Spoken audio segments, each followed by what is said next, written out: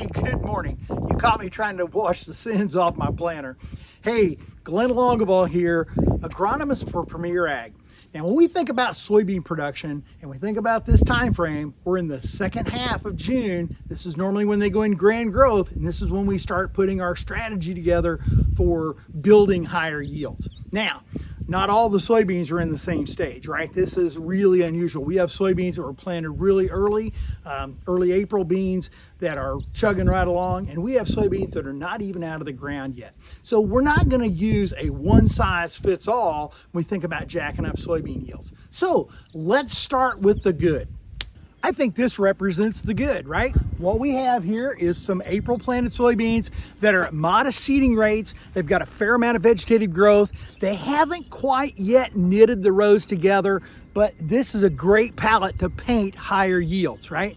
And so we talked about the strategy of jacking up beans. Let's get into the tactics. In this scenario, right, as these beans knit together, they're going to create an environment that's much better for disease. Now, you may say, Glenn, there's no Cercospora out here. We have no FELS, frog-eye leaf spot, but there is some septoria on these lower leaves. And you need to know that once the rows knit together and we get past this dome of high pressure and get a little bit of rainfall back in our climate, what you're going to find is that it will take a lot of bushels off of the bottom end of that plant, right?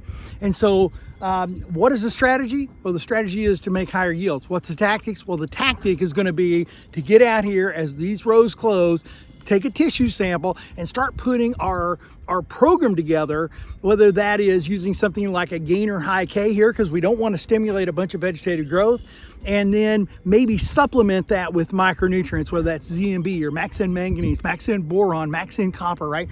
Those products are oftentimes used to help us fine tune the recipe for higher yields, right? And in this scenario, I would fully expect to make 2 passes of fungicide, 2 passes of nutritionals, and oh, by the way, 2 passes of probably 2 different insecticides.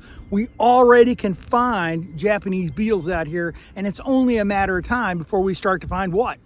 Yeah, hemipterans. We're gonna find those dead burn stink bugs that take a lot of our top end yield off. So this is scenario 1. This is what we all strive for. Let's talk about some of the other, scenarios that we have. So how about scenario 2? Scenario 2 is, yes, we have a good stand of soybeans here. In fact, they might be a little too good, but these beans are later planted, and that's typically what we do is upplant them. Is this a place where we'll make multiple passes of fungicide? Perhaps, but I'd say right now, this is one that I'd probably slate for a single pass of fungicide, and I probably would do it at R3, which in this case is going to be sometime in the middle, the latter half of July, right? And so the strategy here is that we're still going to take tissue samples, we're still going to jack them up, but the tactic we're going to use is a single pass, probably a fungicide, single pass of insecticide, and a single pass of nutritionals, right? That's probably what I would prescribe for this particular field. But great stand, still lots of yield potential. Remember that there have been 60, 65, even 70 bushel double crop beans raised in southern Indiana. So it's certainly not time to throw in the towel. Let's go to maybe something that isn't quite as attractive and talk about tactics for suboptimal stands and plants that really don't have a lot of vigor. Yeah, scenario 3 is not quite as pretty, is it? Yeah, so what we've got here are some May planted soybeans that were put in a little too wet. They never have really taken off vegetatively, and it's a fairly thin stand to boot, right? And so what are the tactics that we might employ that would help us to make this from a really modest yielding field into something with more yield potential? Well, normally, I really try to get growers to withhold stimulants, things that cause a lot of vegetative growth early, because our strategy for high yield beans is to plant early, use modest seeding rates, and then protect those and keep them muted until we get to making seed, which is at R5. This is a totally different scenario, right? We've got a little bit later planted, we've got a thin stand, or kind of a suboptimal stand, and it's been under a lot of stress. And so this is where we absolutely positively would want to encourage you to use a stimulant to jack these soybeans up. So when I say a stimulant, what are we talking? Well, when we use a nutritional in high yield environments, we use products like High K, which have a lower amount of nitrogen, right? In this scenario, I would probably use 20-20-20, right? Which, for those of you that are not familiar with the Gainer 20-20-20, it's like Miracle Grow. And with that, I'd probably add some manganese. But probably the first thing I would add is something like Ascend, which is a plant growth regulator. Ascend is a combination of PGRs, cytokinin, gibberellic acid, and endobutyric acid, right? And it's in the right proportions to really help stimulate vegetative growth. What else could you potentially do? Well, Verdesian Life Sciences has a product called Takeoff. And Takeoff, I normally, kind of put the time out because we're trying to mute plants, not make them bigger and more robust.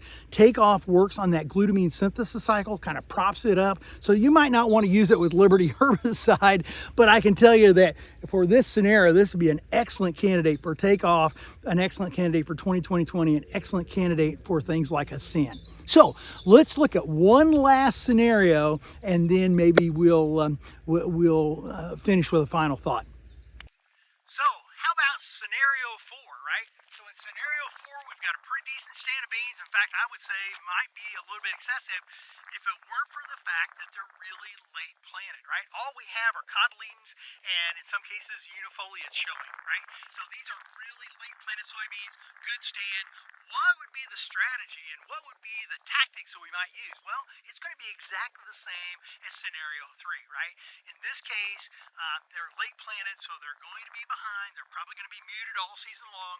I'm not going to fear them getting too tall and being the most beautiful, robust 50 bushel beans we ever cut, right? In this scenario, we want them to get as big, we want them to get as robust as they possibly can get for this scenario, right? And so using those products we talked about for scenario 3, things like 20-20-20, things like Ascend, products like Takeoff from Verdesian Life Sciences, those are all fair game here, right? So to wrap this thing up, right, what is the strategy? The strategy is not to abandon soybeans, right? Soybeans have a lot of yield potential yet to be written. And just because they don't look particularly good doesn't mean that we don't have great yield potential yet, right? And so what are the tactics? The tactics are going to be different for the different scenarios. Really good, we're going to probably feed them nutritionals, make multiple fungicide and insecticide passes, try to protect the yield that's been built into that plant. When we get to these others, it's about making bigger, more robust plants, and then we'll see when we get down the road whether it's worth investing in. Now, when it comes to investing, I know a lot of you are saying, Glenn, I'm not going to spend this on these soybeans. Well, I'll assure you it's not that expensive, right? And in fact, it's probably a lot less expensive than sitting in air conditioning looking at Tractor House, right? Because that can sometimes get crazy expensive. What would be my call to action? My call to action is get a hold of your Premier account rep and visit with them about a strategy for your soybeans and then put together actual tactics of we're going to make these applications at this time. And lastly, right, it's all about weed control. If we don't have the prerequisites of weed control and drainage, right, which has been paramount this spring, then we probably will never realize our potential. So if you haven't made a plan to make your post application, right, let's get that in place first. Then let's talk about a strategy to jack up crops, and then let's put together our tactics, the individual components that we're going to use to realize maximum yields. I hope you found this helpful. Please tune in again for our agronomic insights. Thank you.